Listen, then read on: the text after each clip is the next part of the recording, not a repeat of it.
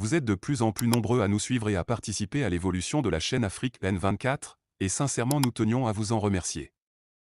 Nous lisons tous vos commentaires qui enrichissent le débat et vraiment nous vous demandons de nous soutenir, en aimant les vidéos pour une large diffusion, et pour continuer à avoir une ligne éditoriale indépendante, et vous proposer de nouvelles émissions toujours de plus en plus enrichissantes. Ne restons pas passifs, soyons actifs. Merci et à bientôt. Président de la transition, chef de l'État.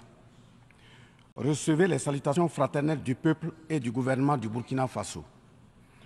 Au nom du peuple burkinabé, je m'incline respectueusement sur la mémoire des grands leaders dans le monde qui ont fait rêver et espérer d'une société humaine juste et équitable à travers leur engagement, détermination et esprit de sacrifice.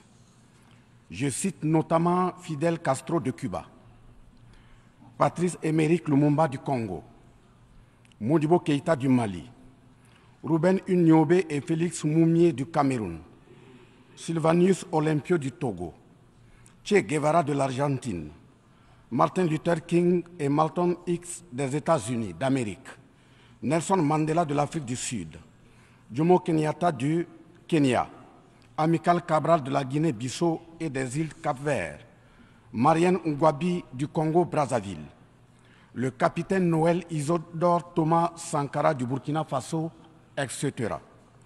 Ces leaders ont été, pour la plupart, exécutés de façon violente et d'autres assassinés à travers le feu des prisons et des empoisonnements.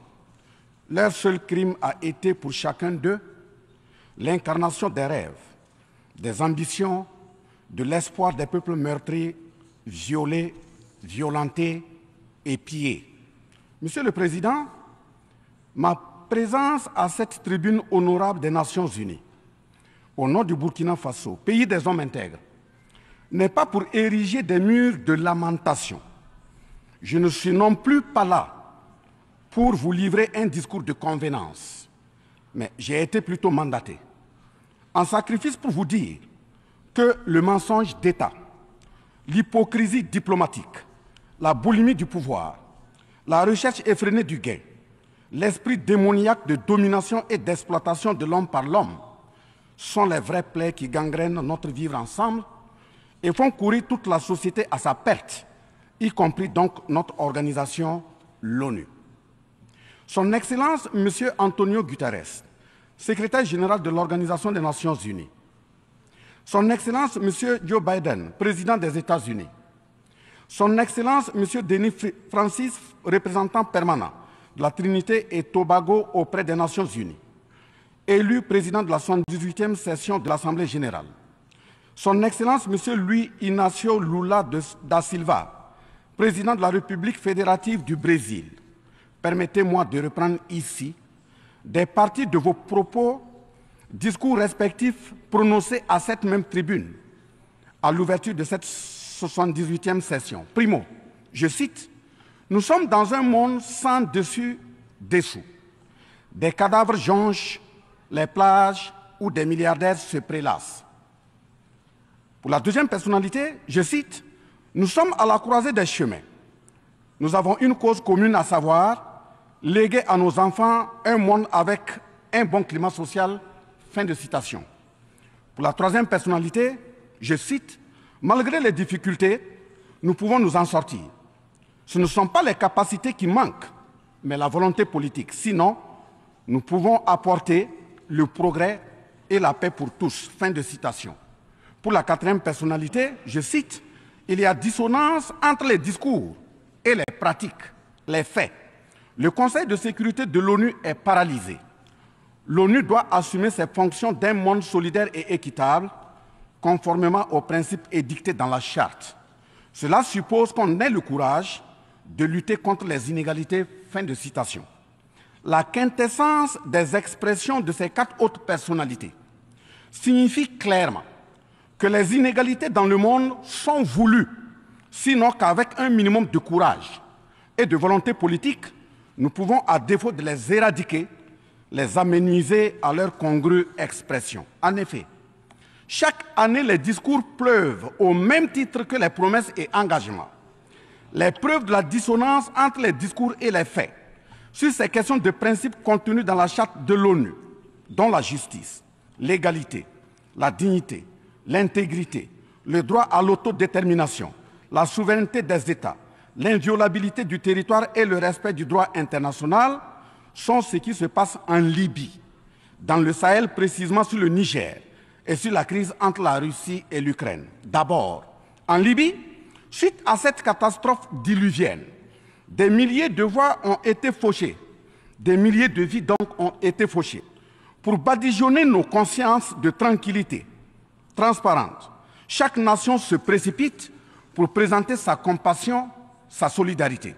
C'est certes pour donner l'impression que nous vivons en société et que nous défendons des valeurs.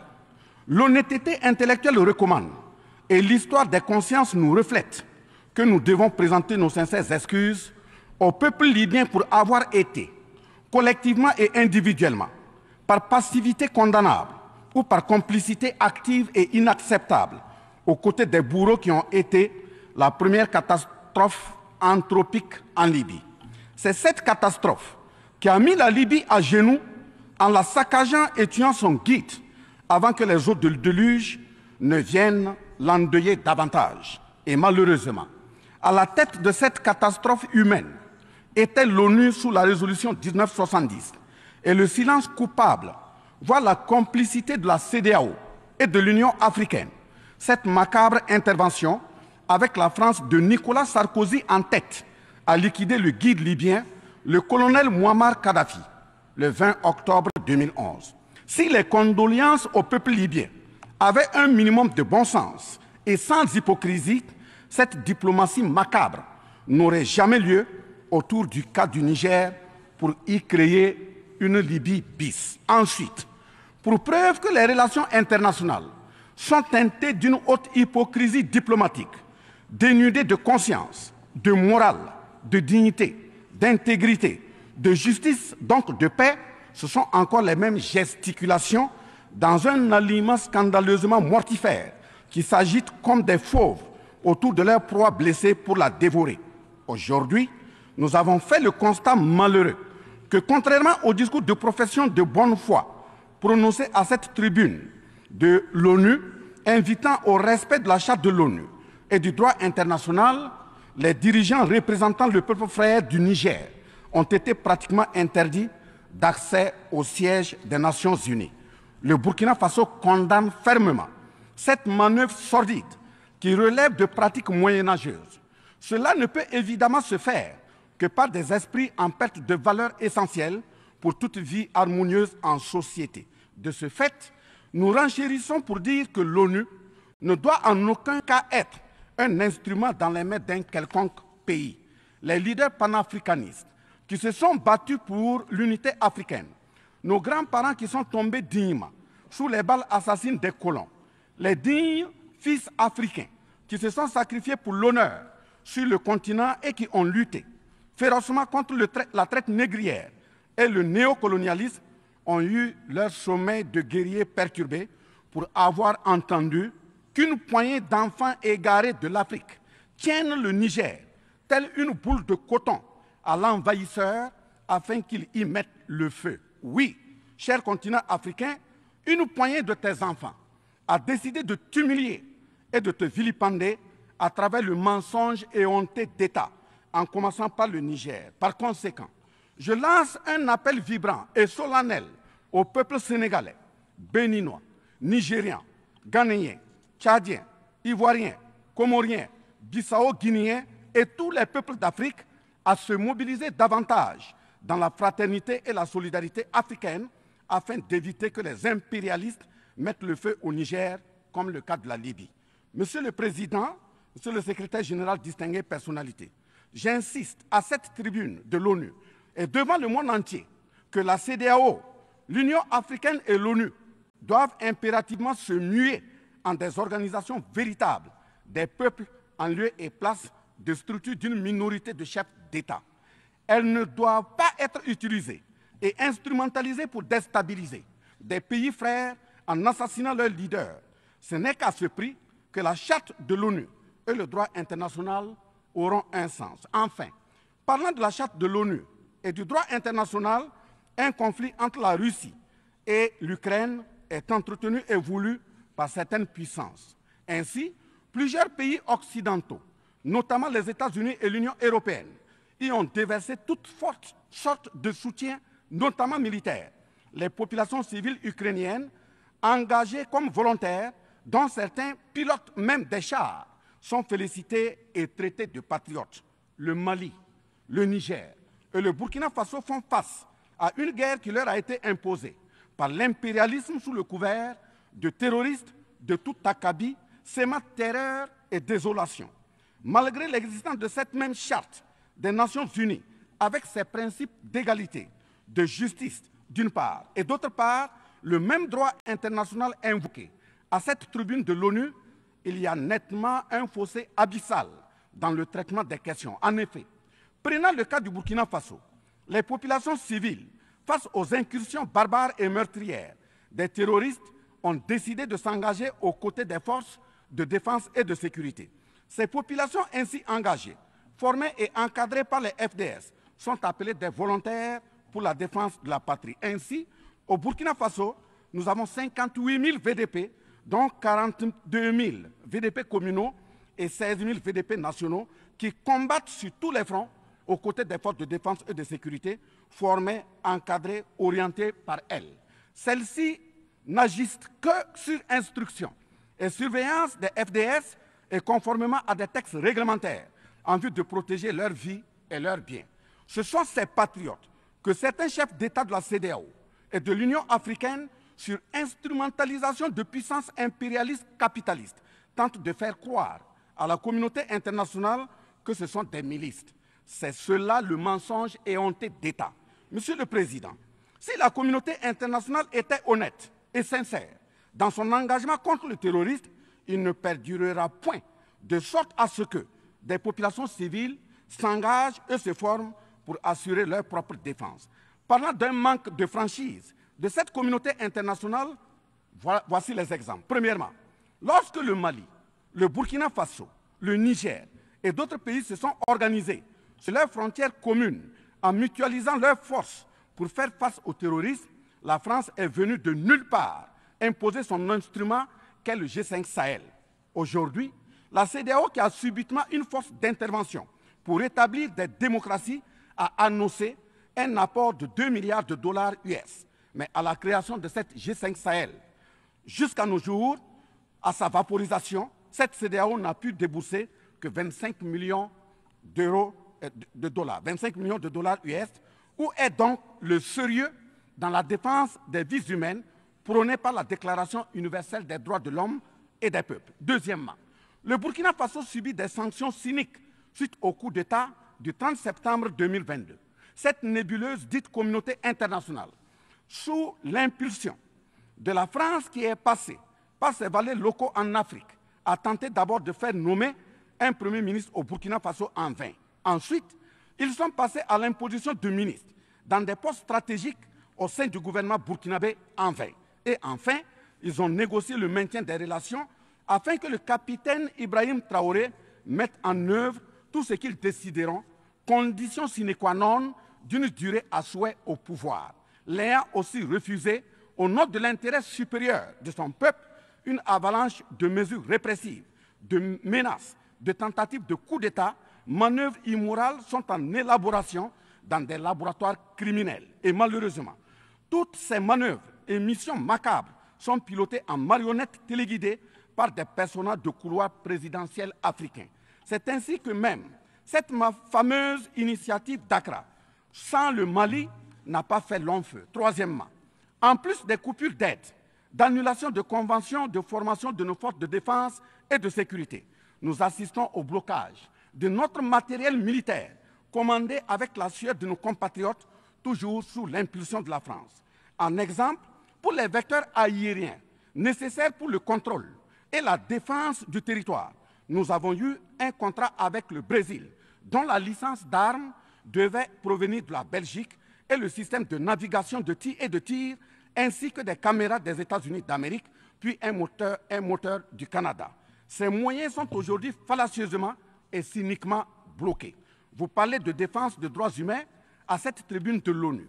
Je vous invite donc à nous livrer incessamment nos armes pour la défense et la protection de nos populations meurtries. En tout état de cause, vous êtes solennellement saisis. Et si rien n'est fait, l'histoire vous tiendra responsable de non-assistance à personne en danger.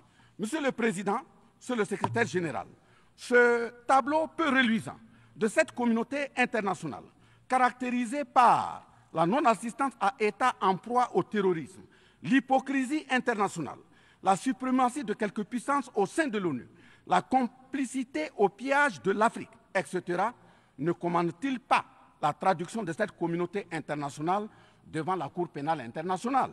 En un mot, notre sécurité sera assurée par nous-mêmes en priorité et non par quelqu'un d'autre. Sur la question de la présence de Wagner au Burkina Faso, chantée par une certaine presse téléguidée depuis l'Élysée, je répondrai ceci. Oui, Monsieur le Président, c'est nous les Wagner du Burkina Faso.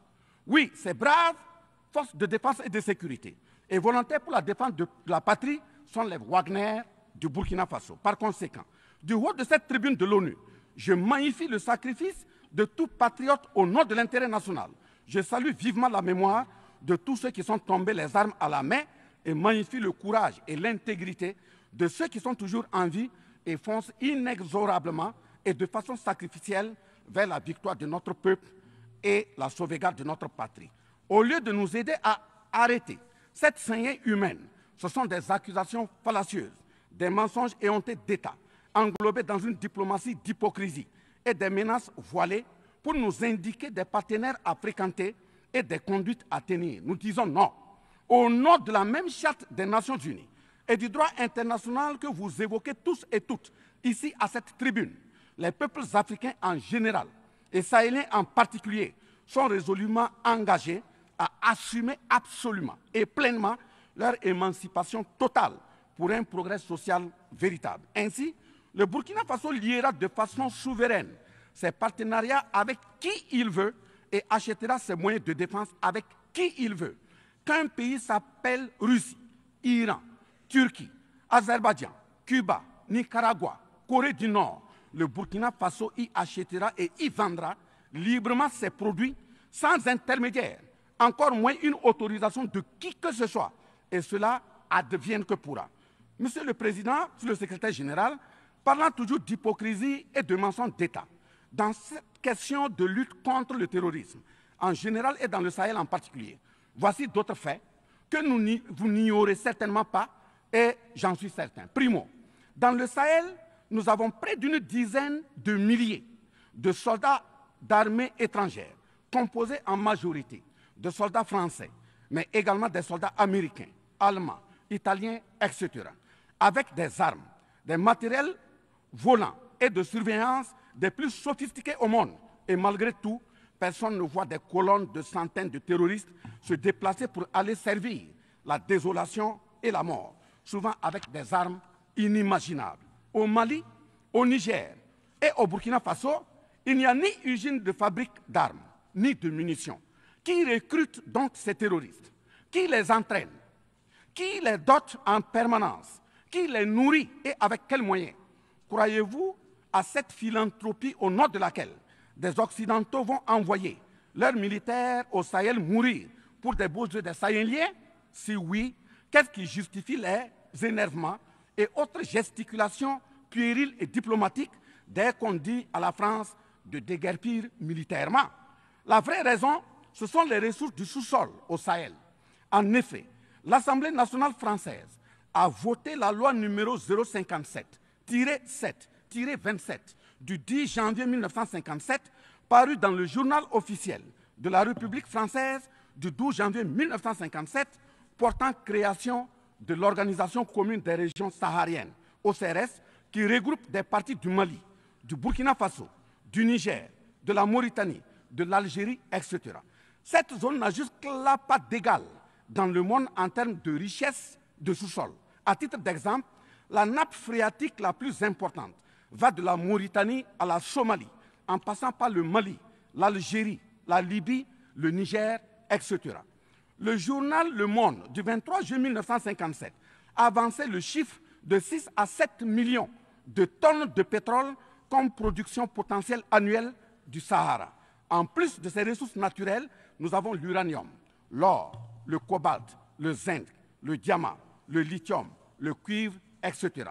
Si vous, les Occidentaux, vous aimez tant les Sahéliens pour y amener vos militaires, mourir au nom de la démocratie, de la liberté, des droits humains et de la paix, pourquoi tout le continent africain, qui compte 1,3 milliard d'habitants, dont le deuxième continent le plus peuplé, avec 30 415 873 km² et 54 États, n'a aucun siège permanent au sein du Conseil de sécurité avec un droit de veto. N'est-ce pas là, au-delà d'un crime d'État, un crime onusien?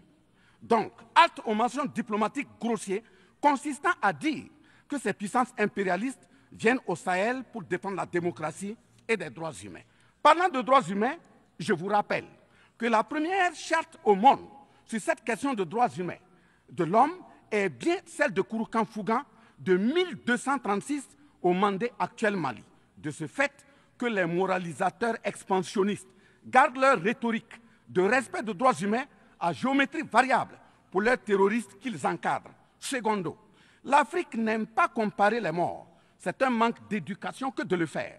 Par conséquent, je m'incline respectueusement sur la mémoire de toutes les nationalités ayant perdu la vie en Afrique en général et au Sahel en particulier. Ainsi, sur les sorties hasardeuses, condescendantes et malheureuses du président de la République française Emmanuel Macron, et qui frise souvent le ridicule, tout en se glorifiant d'une hypothétique condescendance sur les peuples africains, je m'impose le devoir de lui faire un petit cours d'histoire sur sa propre histoire.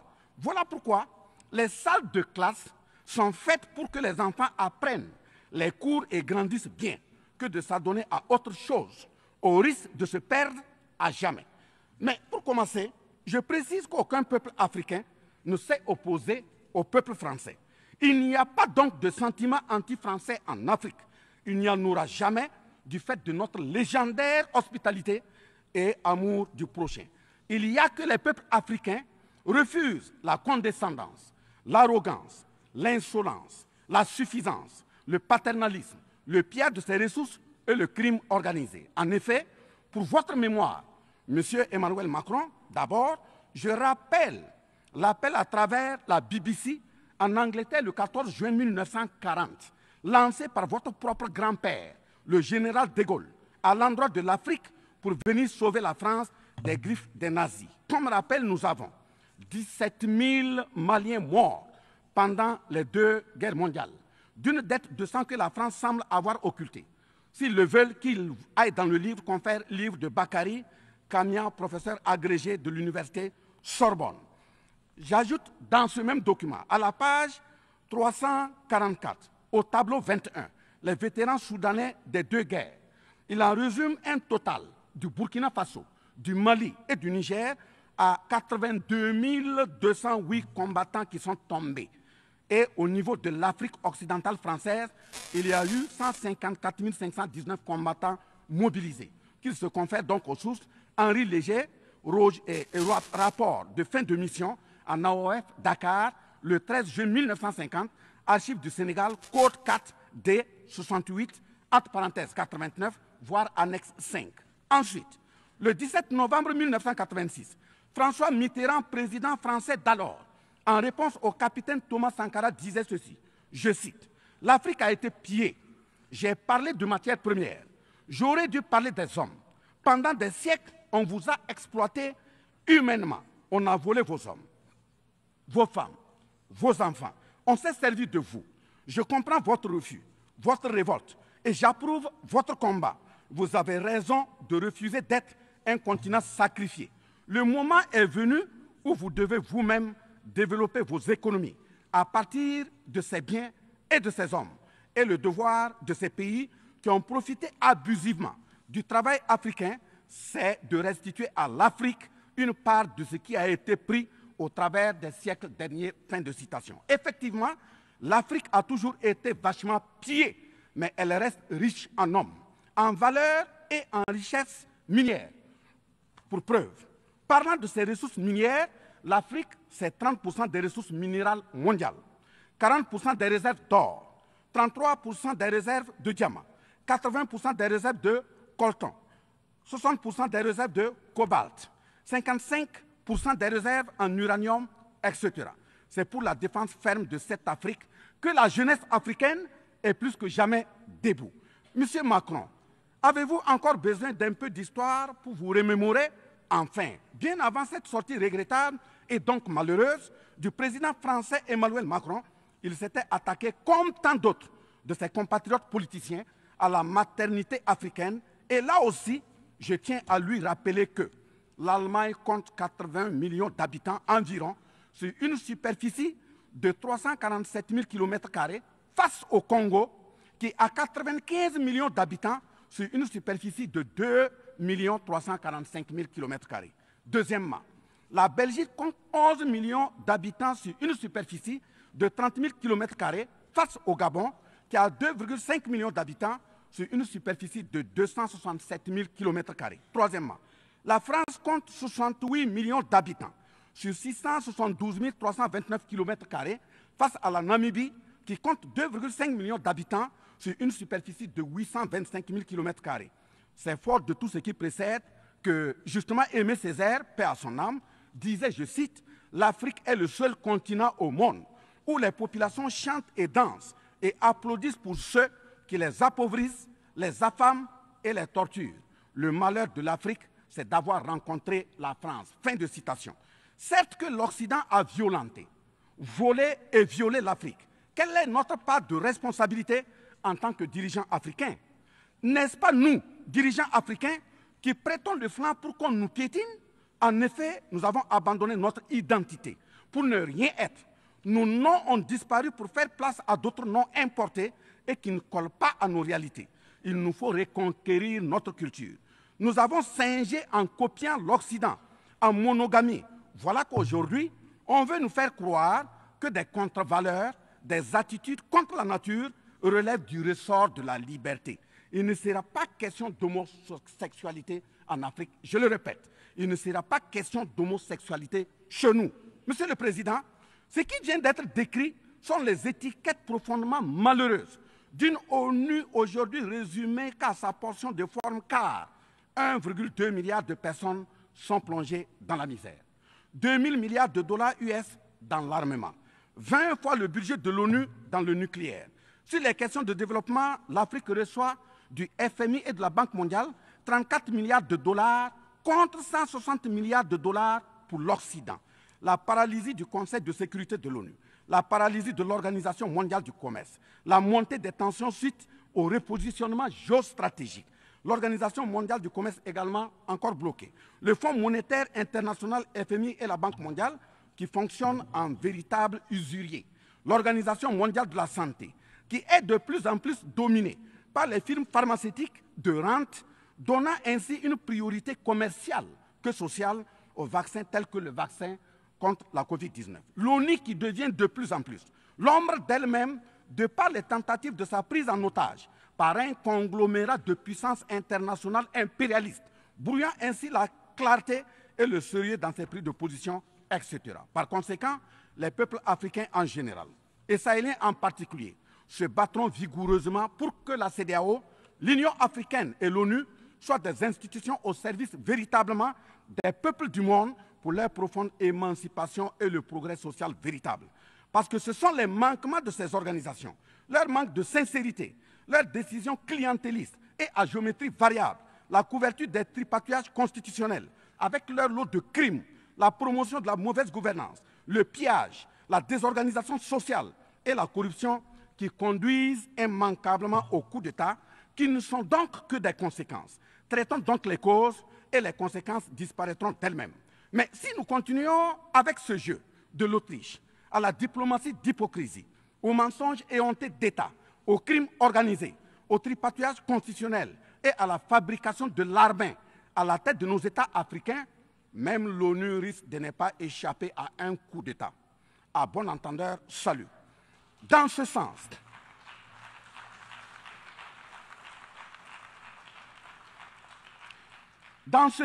et afin de prendre leur destin en main, le Mali, le Niger et le Burkina Faso ont signé l'Alliance des États du Sahel, en abrégé AES.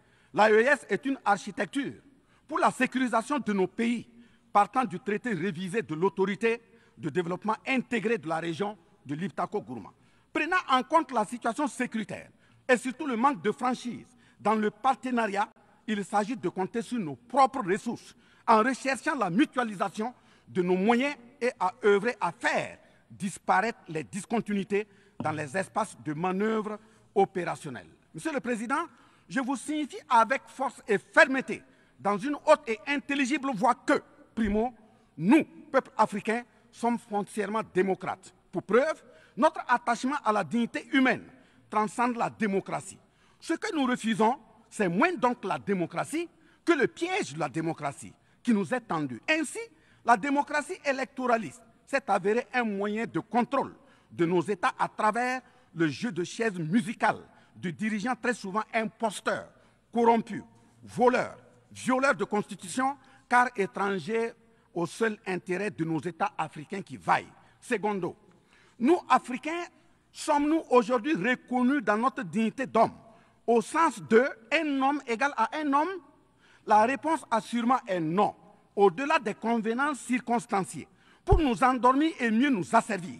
Triste pour le continent noir, reconnu scientifiquement comme berceau de l'humanité, mais dans la réalité humilié, placé sous contrôle dominé. Des indépendances factices aux guerres fratricides, de la démocratie électoraliste aux aides biaisées, des guerres de rapine au terrorisme malicieusement fabriquées, entretenues et injectées dans nos contrées africaines, notamment au Mali, au Burkina Faso et au Niger.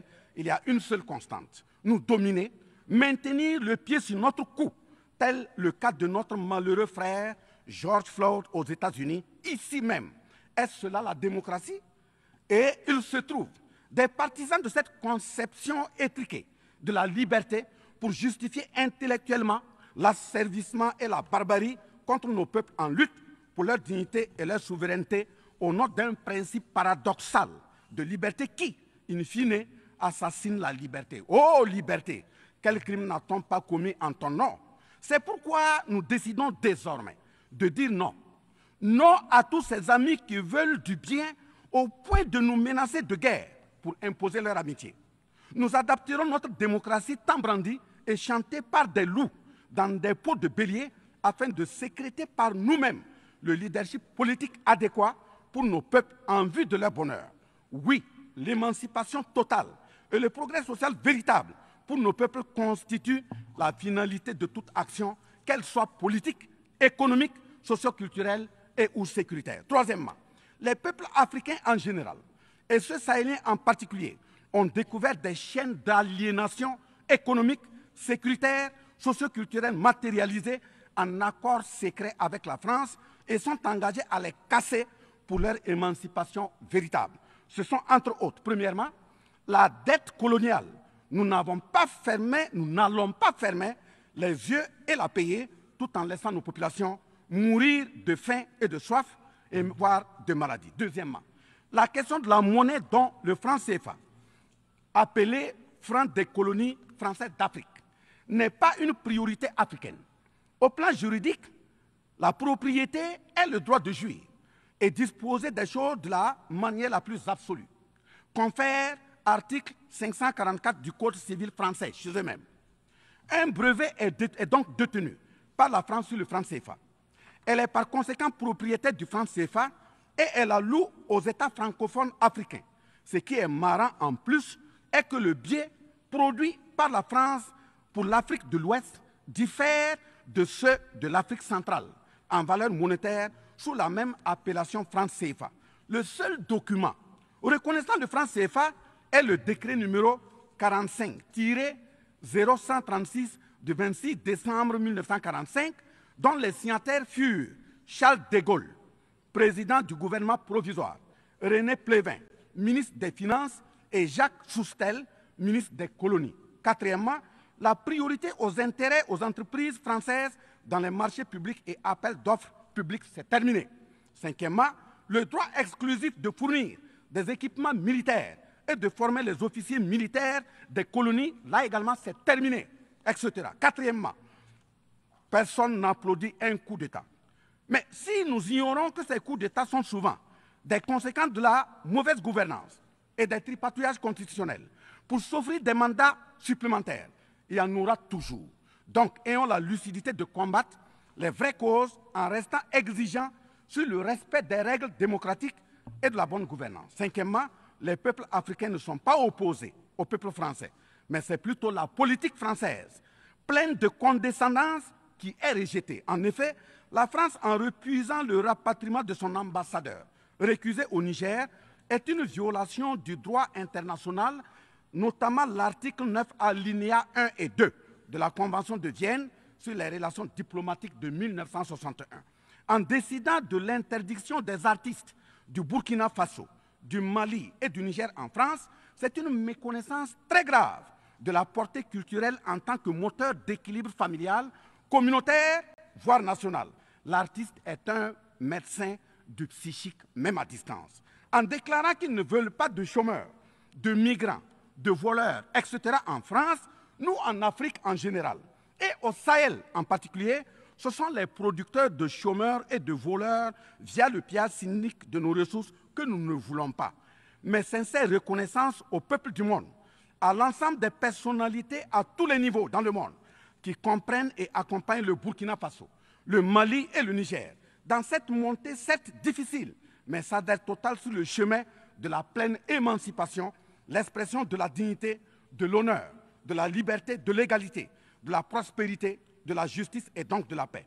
Face à la situation que traverse le Burkina Faso, le gouvernement burkinabé a mis en œuvre des actions vigoureuses à travers l'adoption d'un nouveau plan de développement, le plan d'action pour la stabilisation et le développement, et ses 4 axes prioritaires qui sont, premièrement, la lutte contre le terrorisme et la restauration de l'intégrité territoriale.